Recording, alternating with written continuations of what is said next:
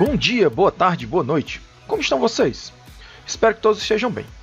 Nessa parte, daremos continuidade no estudo de fontes chaveadas.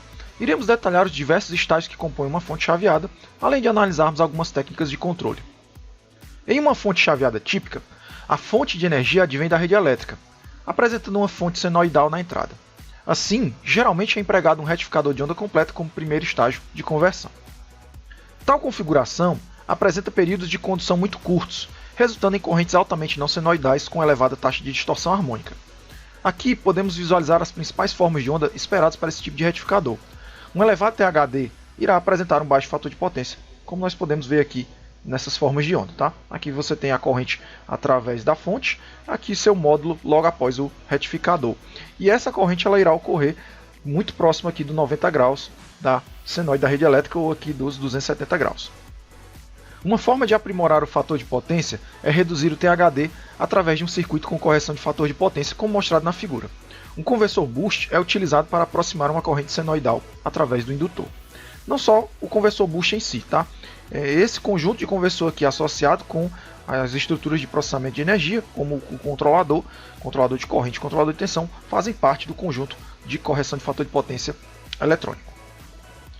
Quando o interruptor é comandado a conduzir, a corrente irá crescer. E quando dá abertura, a corrente irá decrescer.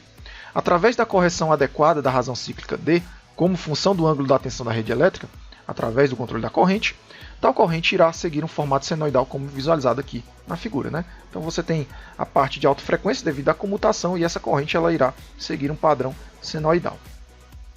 Um CI muito comum que permite a obtenção desse tipo de correção de fator de potência é o CI 3854 ou o C3854. Vamos observar uma simulação que o PSIM possui que mostra esse tipo de circuito em ação. Então, dentro do PSIM ele traz uma série de modelos, tá? Exemplos de simulação, e esse daqui é o mesmo circuito que está dentro do datasheet do 3854, esse CIzinho aqui. Dentro desse modelo, tá, existem esses diversos componentes que foram utilizados para modelar todo o 3854, certo? Então é bem completo, traz uma série de detalhes, circuito de proteção, as fontes de corrente interna. Ele não modela no nível do BJT que está ali dentro do chip de silício. Ele utiliza de outros artifícios, tá, para permitir uma modelação com bastante precisão. Então bem aqui a gente tem o nosso lado da rede elétrica, o meu retificador, e aqui o conversor boost, certo? E a carga com a devida medição. Então bem aqui a gente tem a medição da tensão de saída, a realimentação, a malha de tensão, a medição da corrente, aqui através do meu indutor, certo? Que é realizado por meio desse resistor shunt, e aqui a malha de corrente, formada por essas resistências e capacitâncias. Mais à frente a gente vai enxergar como essas malhas elas são concebidas por meio de amplificadores operacionais, resistores e capacitores. Aqui existem outros circuitos necessários para a parte de feed forward, certo? Também faz parte da malha, e a parte de circuito de ajuste da frequência de oscilação e alimentação do PFC. Vamos ver aqui o resultado. Então aqui eu coloquei para executar a simulação. É uma simulação bem sofisticada, então demora um pouco. Bom, então vamos ver aqui a corrente aqui através do indutor, primeiramente. Então você vê que aqui a corrente em módulo, tá? Veja, deixa eu aumentar aqui a fonte. Veja aqui, certo? Que ela chega aqui aos seus 2 amperes aqui de pico, aproximadamente 2,5 de pico, depois ela tende a cair. Vamos olhar aqui o detalhe. Então você vê aí a parte de alta frequência, né? A ondulação aqui da corrente. Vamos ver para o lado da fonte, né? Do lado da rede elétrica. Então você vê aí que ela tem o formato senoidal. Com o projeto adequado dos filtros para a entrada, essa ondulação aqui ela pode ser reduzida ainda mais, tendo muito a forma de onda senoidal, elevando consideravelmente o fator de potência e reduzindo a taxa de distorção harmônica para a rede elétrica. Bom, vamos olhar aqui a tensão de saída VO. E vamos colocar aqui contra a tensão de entrada VI. Então veja aqui que o VO se estabeleceu aqui nos seus 400 volts e ele é maior do que a tensão de pico da rede elétrica VI, né? Aqui nos seus 311 volts, 310, certo? Relacionado. Então, como é um conversor boost, para que ele funcione de forma correta, obrigatoriamente eu tenho que ter a tensão de saída aqui maior do que a minha tensão de entrada. Veja que nesse retificador ele não tem o capacitor aqui associado, certo? Como no caso do retificador com filtro capacitivo. Basicamente o conversor ele é o PFC ativo dessa configuração. Legal, né? Então quem tiver o PCIM a versão completa pode ir lá na pasta onde ele está instalado, nos exemplos, e realizar esse tipo de simulação correspondentemente. Legal, né? Outro tipo de esquema de comutação que proporciona uma corrente adequada para a correção de fator de potência é apresentado na figura. Aqui a corrente através do indutor varia de 0 até o pico, seguindo uma forma senoidal. Este é chamado de modo descontínuo da corrente. Observe que a frequência de comutação é variável se comparada com o modo de condução contínua. O modo de condução contínua aplica-se a sistemas de elevada potência, enquanto que o modo descontínuo será para circuitos de baixa potência. Em ambas situações, a tensão de saída do conversor que realiza a correção de fator de potência ativa é maior que a tensão do pico da rede elétrica, geralmente 380 ou 400 volts CC. Um segundo conversor proporciona a redução apropriada, como por exemplo um conversor direto ou forward, que reduz os 400 para os 5 volts necessários. Aqui podemos visualizar como é a realização da simulação de um flyback no PSpice. A relação de transformação é obtida através da relação quadrática que existe entre indutâncias e número de espiras. A gente está vendo aqui essa relação quadrática, uma vez que lá no PSIM a gente estabelece essa relação N1 e N2 diretamente no modelo do magnético. Aqui não, aqui a gente vai trabalhar com indutâncias e vai trabalhar com acoplamento entre elas. Dessa forma, N1 por N2 ao quadrado é igual à indutância de um dividido pela indutância do outro. Ou, se você transformar em radiciação, obtém essa expressão correspondentemente. Aqui podemos visualizar como conceber a simulação de um conversor forward no PSpice. O acoplamento entre os três elementos magnéticos vistos aqui, são tratados como indutores, é realizado através do elemento K linear mostrado na figura. Em conversores CCCC ideais, a tensão de saída é função apenas da tensão de entrada e da razão cíclica. Porém, nos circuitos reais, com componentes não ideais, a saída também é função da carga e das resistências dos componentes. A saída é regulada através da modulação da razão cíclica, de forma a compensar por várias variações na entrada ou na carga. Para tanto, é necessário um sistema de realimentação que compara a tensão de saída com uma referência, convertendo o erro em uma relação de razão cíclica, como nós mostramos aqui. Então, esse tipo de conversor, aqui um conversor buck, ele apresenta na sua estrutura básica, aqui em diagrama de blocos, algo que monitora a tensão VO, a realimentação, um circuito amplificador, que vai pegar esse VO e vai comparar com uma tensão de referência, e essa comparação aqui vai ser amplificada a fim de produzir uma razão cíclica. Essa razão cíclica vai ser modulada e vai ser acionada aqui, vai ser transferida aqui para a comutação do interruptor. O conversor abaixador buck, mostrado na figura, será operado em CCM e é utilizado para ilustrar os conceitos básicos do controle de uma fonte chaveada. Bom, temos o circuito de comutação, temos o circuito de modulação, filtro de saída, amplificador de erro com compensação, e o circuito de modulação converte a saída do amplificador de erro em razão cíclica. Esse mesmo circuito ele pode ser visualizado em diagrama de blocos aqui. As características e estabilidade da malha de controle devem ser determinadas a partir das características da malha aberta. Primeiro delas, o ganho em baixas frequências, nessa região aqui de baixas frequências, deve ser elevado de forma que o erro em regime permanente entre a saída e a referência seja pequeno. Outro ponto, o ganho na frequência de comutação ela deve ser muito pequeno, evitando que a própria frequência de comutação ela venha a causar problemas na comutação. O deslocamento de fase em malha aberta na frequência de cruzamento, nesta frequênciazinha aqui, aqui a gente está vindo com o ganho da malha aberta, e aqui a frequência de cruzamento em 0 dB ou aonde ocorre o ganho igual a 1. Ou seja, a frequência na qual o ganho é unitário em malha aberta. Deve ser um atraso inferior a 180 graus. Caso o atraso seja de 180 graus ou menos 180 graus, uma realimentação negativa proporciona um deslocamento adicional de 180 graus, resultando num total de 360 graus ou 0. Um ganho de magnitude 1 ou 0 dB, na escala em decibéis, e uma fase de 360 graus irão proporcionar instabilidade à malha fechada. Um deslocamento de fase de malha aberta menor do que menos 180 graus no ponto de cruzamento é chamado de margem de fase. Então, se nós observarmos esse gráfico aqui, ó, nós estamos pegando esse tipo de malha aqui, abrindo ela em algum local, tá? Aqui seria a malha fechada. A gente abre a malha fechada, por exemplo, aqui em D, aqui em VO, e observa o comportamento em frequência desse tipo de estrutura aqui. A gente vai ter que ter uma função de transferência do amplificador de erro, do modulador, da chave, do filtro e da carga. Essa resposta em frequência é visualizada aqui nessa figura, onde você vai ter um ganho à medida que a frequência vai se elevando e uma fase também. Na figura é visualizado o conceito de margem de fase. Observe que a margem de fase é a diferença de fase entre a fase de malha aberta e 180 graus. Então, quando você tem aqui a sua fase chegando aqui, se aproximando aqui do menos 180 graus, tá? Aqui é o zero, então você enxerga essa forma de onda aqui, ó, essa escala, nessa escala aqui, ó, de menos 180 a zero, e o ganho de 0 dB para cima nessa outra escala, nesse outro eixo. Então, no 0 dB do cruzamento do ganho, você vai ter uma determinada fase para o seu sistema de malha aberta. Então, a diferença, por exemplo, aqui, vamos supor que dê menos 135 graus, menos 180, você vai ter uma margem de fase de 45 graus.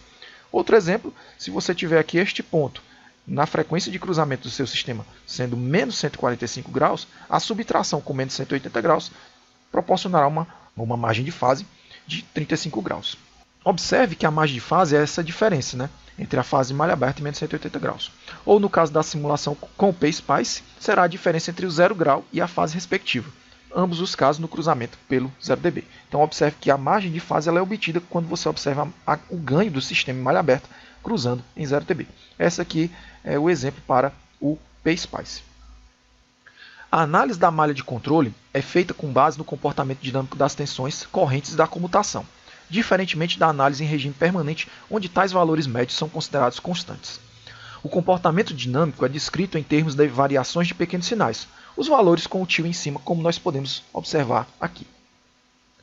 Estes serão feitos em torno de um ponto de operação de regime permanente, sem o tio e em maiúsculo, como nós vemos aqui. Então aqui seria a minha tensão de regime permanente, de saída, e aqui seria o meu pequeno sinal da tensão de saída de regime permanente.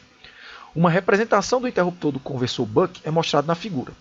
A relação entre tensão de entrada e saída para o conjunto interruptor para uma razão cíclica variável, meu D minúsculo, é mostrada aqui em B.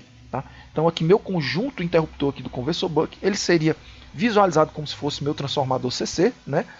Com minha relação 1 para D. E esse modelo aqui, ele vai apresentar uma tensão Vs na entrada e uma tensão Vx na saída. Para esse meu conjunto interruptor, esse meu Vx seria dado por Vs vezes D, ou seja, a tensão de entrada aqui vezes a razão cíclica respectiva. Uma outra representação do conjunto de comutação, interruptor e diodo, é mostrada na figura C, onde é feita a separação das componentes de regime permanente e de pequenos sinais. A expressão para a tensão de secundário Vx ela é obtida através da relação entre razão cíclica minúscula D e a fonte Vs expressa aqui. Então, esse meu Vx aqui, ó, ele pode ser decomposto a partir de todos os meus elementos que tanto incorporam a parte de regime permanente como a parte de pequenos sinais, tá? Vs, obtido aqui a partir dessa expressão, vezes minha razão cíclica D, né? Que é a parte de regime permanente e a parte de pequenos sinais.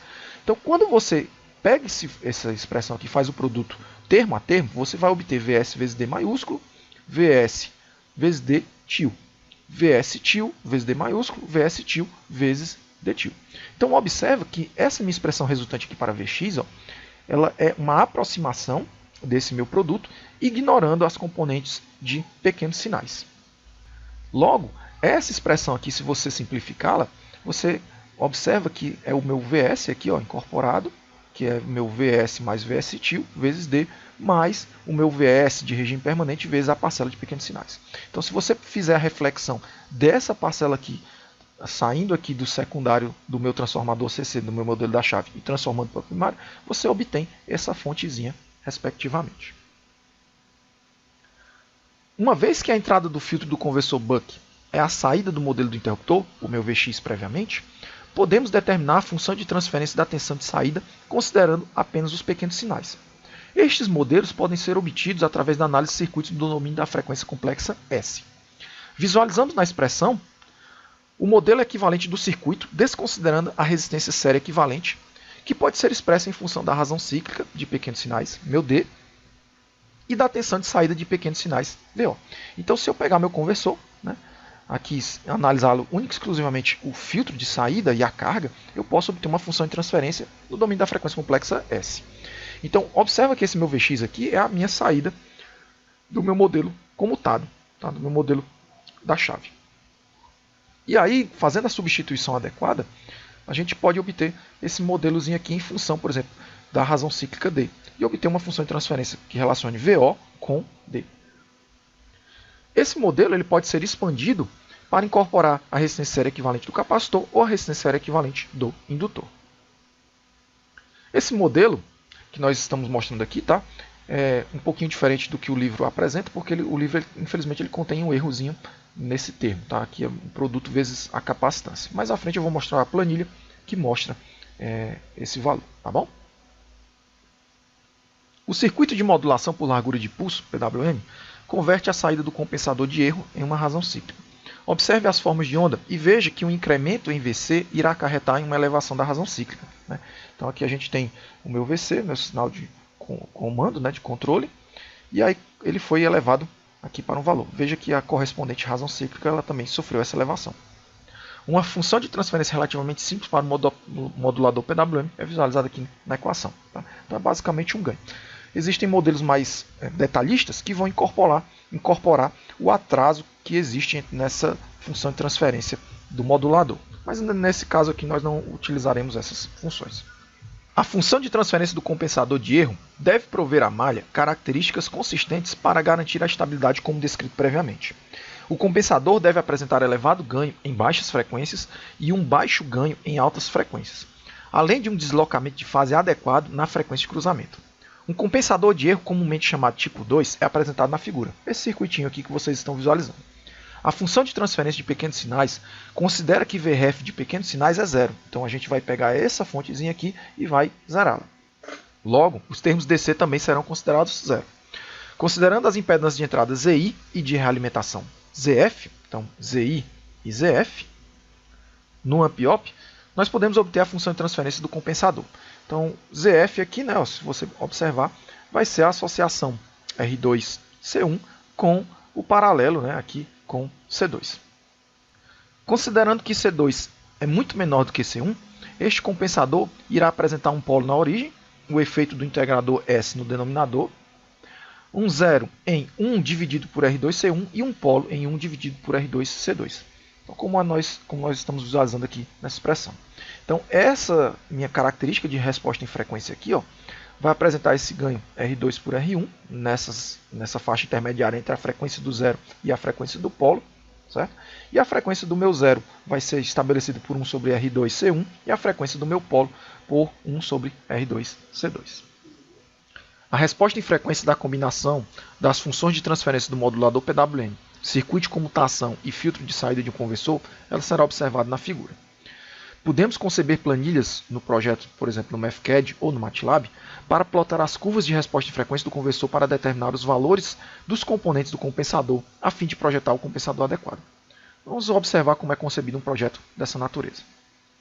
O autor ele propõe uma simulação para visualizar essas ideias por trás. Tá? Na figura, temos o circuito concebido no PSpice contemplando os modelos elétricos para análise da resposta em frequência do conversor. Coloquei algumas setas de indicação para facilitar a conexão entre o circuito e o diagrama de blocos de malha fechada apresentado anteriormente. Veja que a simulação está em malha aberta e foi feita a abertura da malha logo após a saída do compensador de erro em VC. Tá? Então aqui seria o meu modelo do meu circuito do compensador de erro. Tá? Aqui a abertura foi feita aqui na malha, né? Ou seja, antes do modulador. E todo esse bloco aqui, PWM, chave, filtro e carga, está incorporado aqui. Ó. Certo?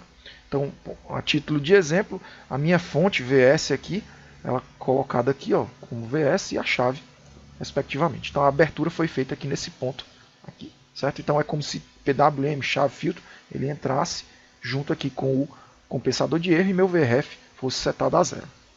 Alguns blocos estão posicionados de forma diferente na simulação, como por exemplo, a tensão de saída após o filtro e a carga passa a ser através do modulador concebido pela fonte eValue, como nós vemos aqui. Vou lhes apresentar como recriar tal simulação no PSIM e ver os detalhes que devem ser incorporados para obter resultados similares. Então eu concebi aqui uma simulação. Bom, para você obter resultados similares ao que o autor propõe, certo? Veja aqui que os meus valores estão incorporados, né? 100 micro, 75 micro carga. Aqui o modulador, certo? Aqui o meu circuito de malha de realimentação aberto, tá? O PSIM ele precisa desse bloco aqui de varredura AC, tá? O AC Sweep. Aqui está a configuração dele. A frequência de início vai de 100 até 100 kHz. São utilizados 51 pontos, tá? E a fonte que é utilizada aqui para injetar esse meu sinal será a VSIM1, essa VSIM1 aqui. A amplitude de início é 6 e a amplitude de fim é 6 volts, tá? Bom, para compensar a saída da análise do AC Sweep, bem aqui é introduzido um fator de K, que é 6, também igual ao valor da amplitude, para compensar a saída da análise CA do PSIM. Bom, essa probe aqui é uma probe AC que você encontra no Elementos, Other, Probes, AC Sweep Probe, essa daqui. E aí o AC Sweep você utiliza esse aqui. Bom, por ser uma simulação relativamente pesada, porque ele vai fazer uma varredura de 100 Hz até 100 kHz, ela demora um pouco. Então vamos visualizar. Veja que ele vai injetar aqui o sinal, né? Ó. A gente está vendo aqui no nosso osciloscópio virtual. Aqui a senoide, né? O VSIM1, que é de vermelho. E aqui B, a saída do controlador. Aqui, tá? Aqui de azul. Aqui a escala é a mesma e na saída eu deixei habilitado aqui o AC. Tá bom? Então aí ele vai injetar diferentes frequências para a gente poder ter uma noção de como é a resposta de frequência do meu conversor, do meu filtro e do meu controlador.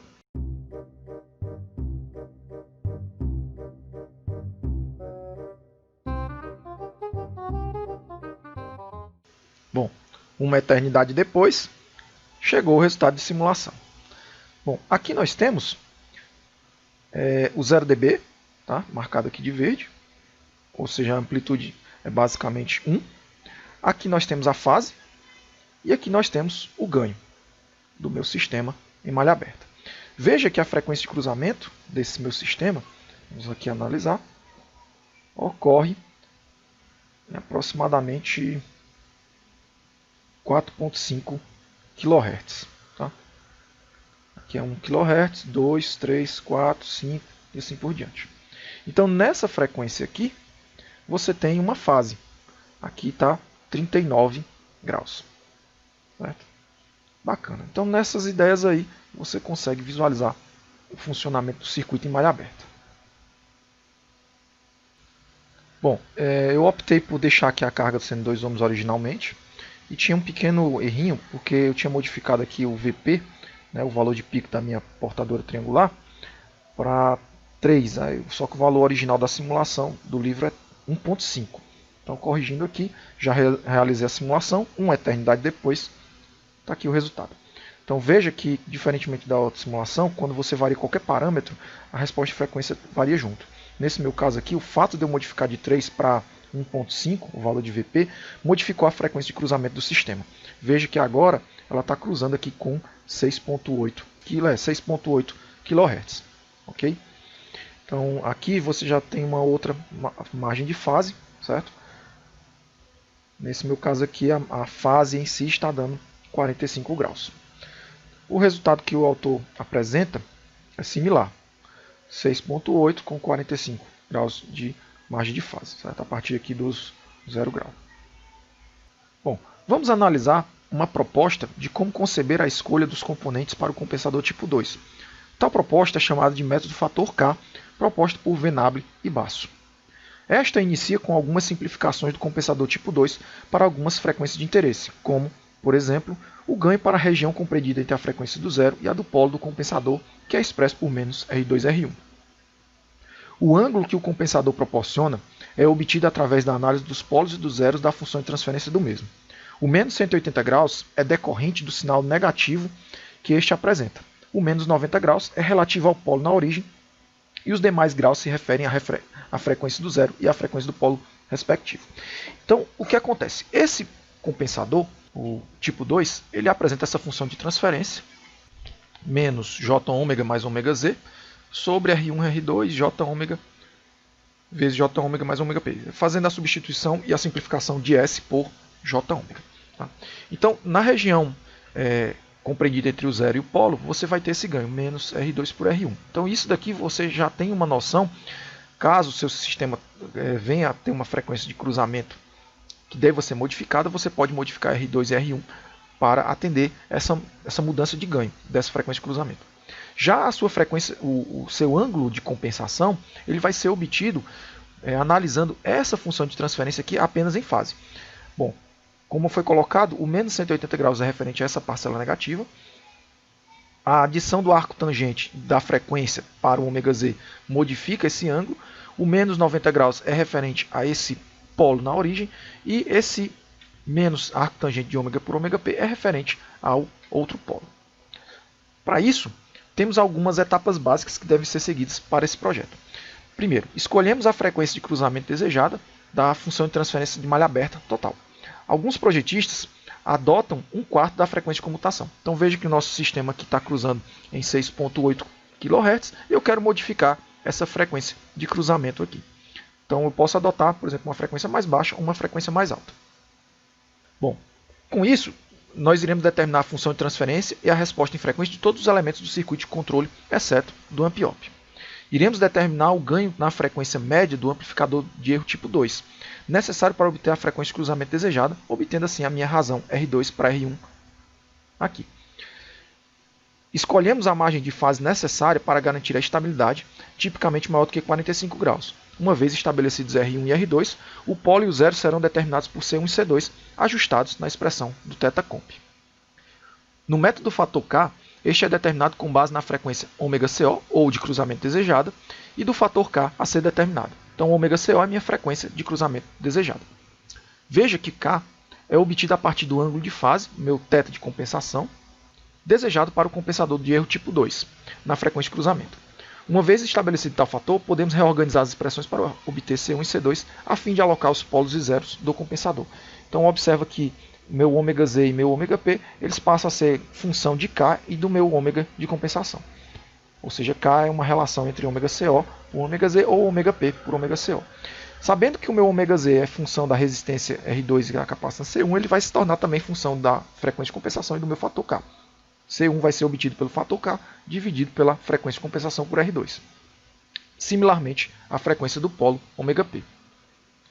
Vamos analisar um exemplo numérico a fim de fixar melhor esse passo a passo que foi realizado aqui. Então eu tenho uma planilha no MathCAD, mostrando aqui o passo a passo para esse exemplo de conversor, tá? Os mesmos parâmetros, VS sendo 10, VO sendo 5, frequência, tá? Nesse caso aqui meu VP é 3 volts e assim por diante. Veja que ele foi modificado, VP e VS. A gente vai realizar mais uma vez essa simulação. Aqui para mostrar esses componentes aqui do compensador tipo 2 e a análise de simplificação da função de transferência, tá? VO/VX para o filtro. Esse aqui é do filtro conversor buck. Então aqui é feito um algebrismo para simplificar e a gente obtém essa função de transferência aqui.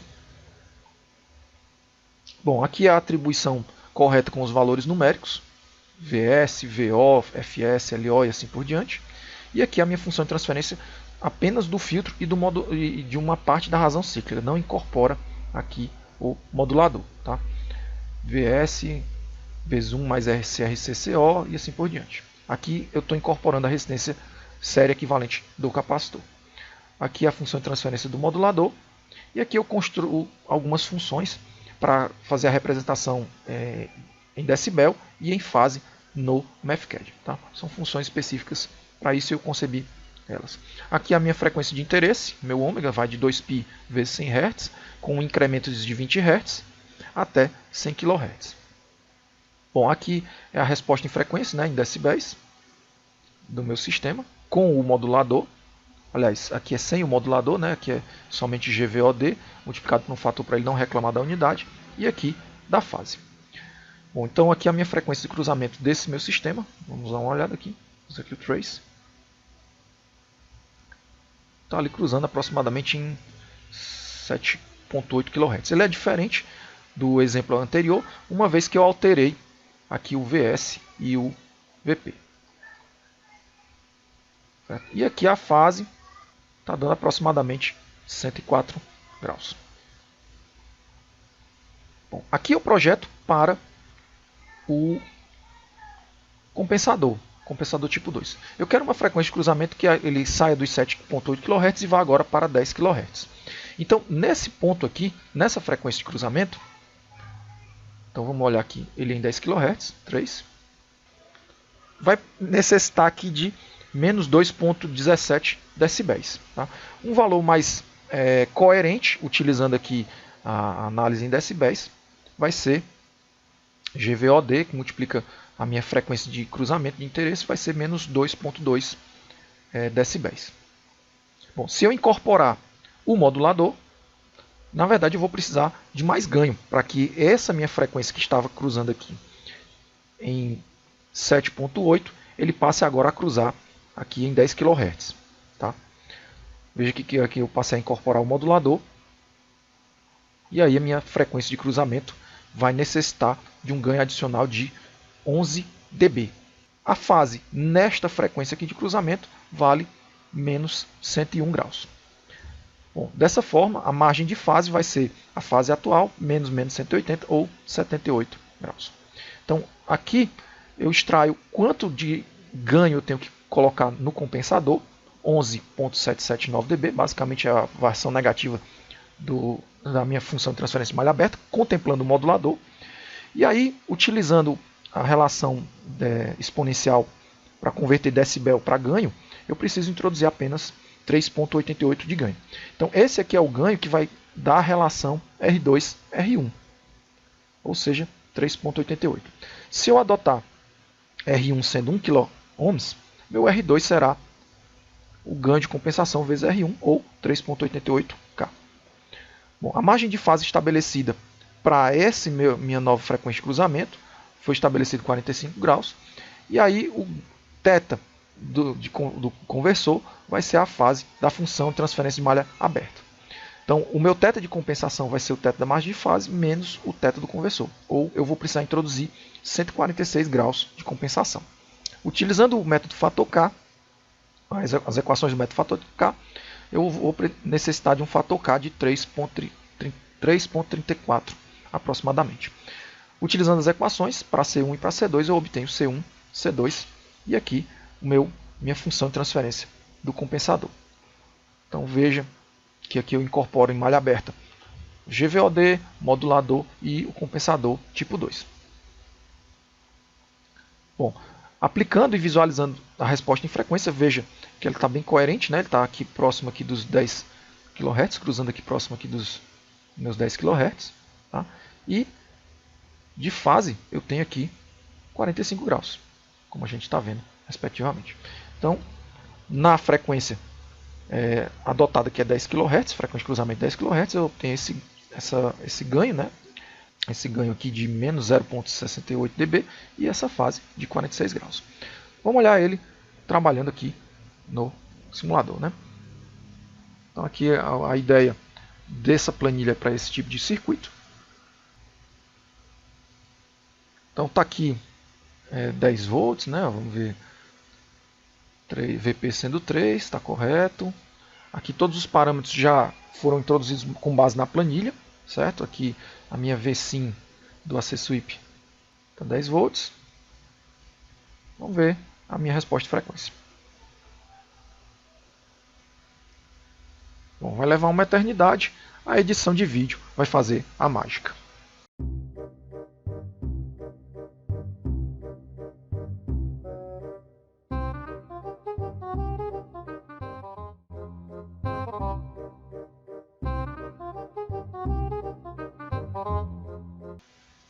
Aí, uma eternidade depois, ele fez. Vamos comparar aqui os valores, né?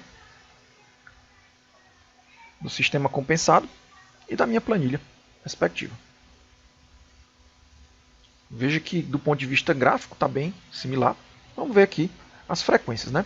Então o sistema aqui está cruzando ali nos seus 9,3 kHz, né, aproximadamente. Uma vez que a amplitude aqui está mudando de sinal. Lembra a mudança de sinal. Beleza? E aqui ele está cruzando também próximo ali dos seus 9,3 kHz. Legal. Do ponto de vista da fase, 46 graus. A gente viu aqui também. Está dando valor similar. Né? 45,2. Bacana, né? Então a gente pode pegar esse tipo de ideia, esse tipo de planilha, e modificá-lo a fim de incorporar diferentes características. Por exemplo, o que acontece se a carga subir? O que acontece se a tensão da fonte reduzir ou aumentar? A gente tem como analisar diferentes condições de estabilidade para diferentes situações com esse tipo de planilha. E aí a gente pode utilizar o simulador para comprovar respectivamente. Bom, essa aqui é a versão do PSpice que ele utiliza esses parâmetros que foram projetados do compensador usando o método K, tá, para obter uma fonte de 3 volts, tá, reduzir de 6 para 3 usando esses parâmetros. Ele foi um pouco infeliz em ter alterado um pouco aqui os parâmetros aqui de carga, porque ele no projeto ele trabalhou aqui com 5 ohms e aqui ele está colocando uma carga de 2 e entrando em paralelo com uma carga de 2 ohms. Mas como o projeto está bem robusto, está com uma boa margem de fase, ele funciona bem. A margem de fase tende a aumentar à medida que você coloca mais carga. Vamos ver esse resultado de simulação operando em malha fechada desse circuito, mostrando a estabilidade do mesmo. Então está aqui o conversor, certo? Utilizando os mesmos parâmetros que foram adotados, certo? Aqui não é varredura em frequência, aqui é regime contínuo. Aqui eu estou utilizando o modulador 100 kHz, tá? Frequência modulador 100 kHz, o VP 3 volts. E aqui é feito a carga originária, que é 5 ohms, e aqui vai entrar mais carga em 10 milissegundos, entrando 5 ohms em paralelo para a gente analisar essa transição. Fonte original aqui é 10 volts e aqui o meu compensador. Vamos ver ele rodando. Pronto. Aqui já está o detalhe. Aqui a nossa tensão de saída está sendo estabelecida e fixada aqui nos seus 3 volts, 3,3 volts, certo? Como no projeto. E aqui está sendo feita a ampliação durante a entrada dessa minha carga de 5 ohms. Veja que durante esse transitório, né, a tensão de saída ela cai, mas o compensador ele já faz logo o efeito, né? A saída do controlador ela sobe a razão cíclica.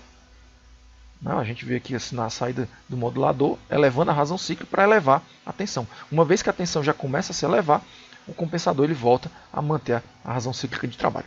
Uma vez que esse conversor está operando em CCM, a razão cíclica tem que ser basicamente a mesma do início, tá? Dada a equação do conversor Buck para CCM. Veja que aqui o valor da amplitude aqui não muda tanto.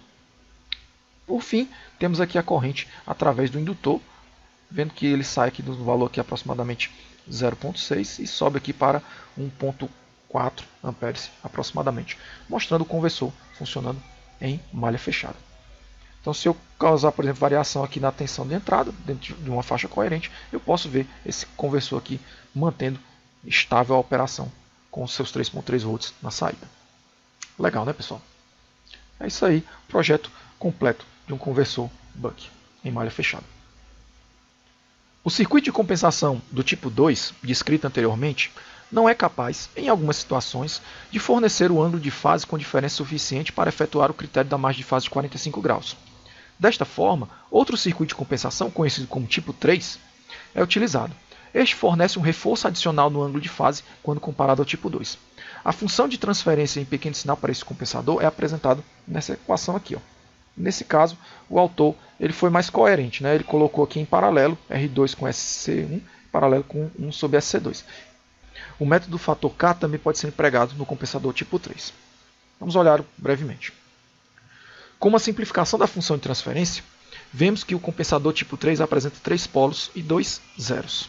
Está aqui os meus dois zeros, está aqui os meus três polos. Um polo na origem, polo 2, polo 3 e meu 0,1, 0,2, considerando que C2 é muito menor do que C1 e R3 é muito menor do que R1. No projeto, utilizando o fator K, dois zeros são posicionados na mesma frequência e os polos P1 e P2 são posicionados também na mesma frequência, formando um polo duplo. Então aqui estão as equações que descrevem cada um desses polos relacionados com seus respectivos resistores e capacitores. Vamos olhar um exemplo breve de como empregar o fator K no compensador tipo 3 no MathCAD. Então aqui eu já peguei as ideias que foram apresentadas, tá? As ideias são similares. Eu não vou expandir muito essa relação do compensador tipo 3, mas aqui o que ocorre? Para esse outro projeto, a resistência série equivalente do capacitor ela é menor.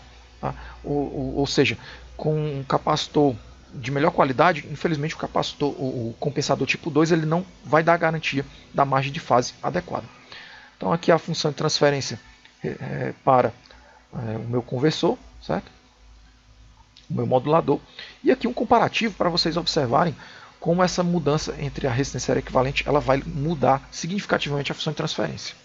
Então aqui o GVOD é o original, com a resistência série equivalente de 0,5 ohms. E aqui de azul é essa com a resistência série equivalente menor.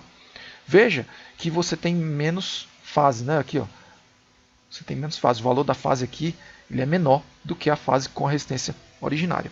Então você precisa de uma modificação no compensador, utilizar o compensador tipo 3 para conseguir esse ganho, esse boost adicional na fase. Bom, aqui eu apresento a mesma frequência de cruzamento, 10 kHz. Veja que nesse caso as frequências aqui eles apresentam ganhos distintos, né? Ó, para 10 kHz. Então, para 10 kHz aqui você vai precisar do menos 0,2 dB no caso original. E aqui com uma resistência série equivalente menor, você vai precisar de um ganho ainda maior, né? Veja que aqui eu não estou nem introduzindo o modulador. Aqui já está dando menos 10 dB nesse outro caso. Aqui a gente pode visualizar o valor, menos 10 dB. E aqui com o modulador, vamos precisar aqui de menos 19 dB.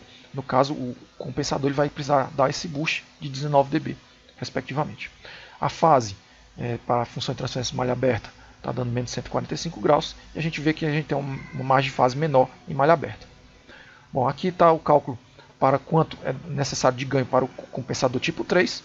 Nesse caso aqui dá 9,9. E aqui a margem de fase considerada vai ser 45 graus. Nessa frequência de compensação de 10 kHz. Então a gente vai precisar dar um boost de 190 graus no compensador tipo 3. Então, utilizando o método fator K, aqui as equações do fator K, vai ser necessário um fator K para o tipo 3 de 7,57. E aí a gente tem os valores para se adotar R1 sendo 1 kΩ, R2 vai ser esse valor, C1 esse, C2 e assim por diante. Aqui a expressão do compensador tipo 3, certo? Já está bem destrinchada, bem coerente.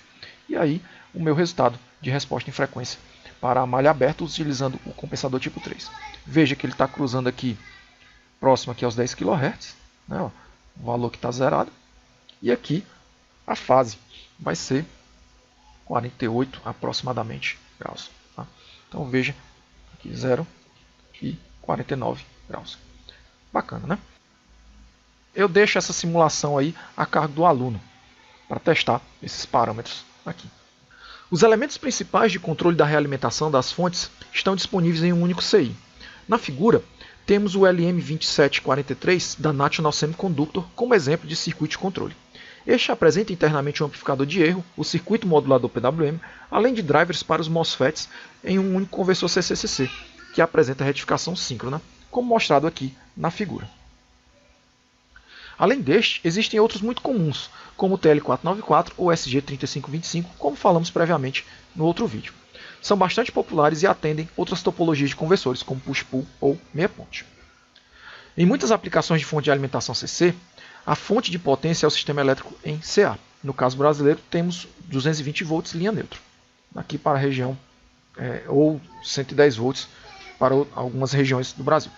Desta forma, a tensão e a corrente do sistema CA são sempre contaminados pelo ruído elétrico em alta frequência proveniente de outros circuitos, de outros equipamentos conectados. Um filtro de linha CA evita que interferências de radiofrequências condutivas, RFI, ruídos, entrem ou saiam da fonte de alimentação. Um ruído de modo comum consiste de correntes através de condutores de linha e nêutron que estão em fase e retornam pelo condutor de terra. Aqui. Já o ruído de modo diferencial consiste de correntes de alta frequência que estão defasadas de 180 graus através dos condutores linha e nêutron. O primeiro estágio do filtro mostrado na figura é um filtro de modo comum. Consiste de transformador com polaridade adjacente e capacitores de Y conectados para a Terra. Já o segundo estágio é o filtro diferencial, que consiste de um transformador com polaridades opostas e um capacitor em X. O diagrama de blocos de uma fonte de alimentação completa é visualizado na figura. Esse consiste de um filtro de linha CA na entrada, um estágio de correção de fator de potência e um conversor CCCC. Na figura, podemos visualizar como pode chegar o grau de sofisticação de uma fonte completa.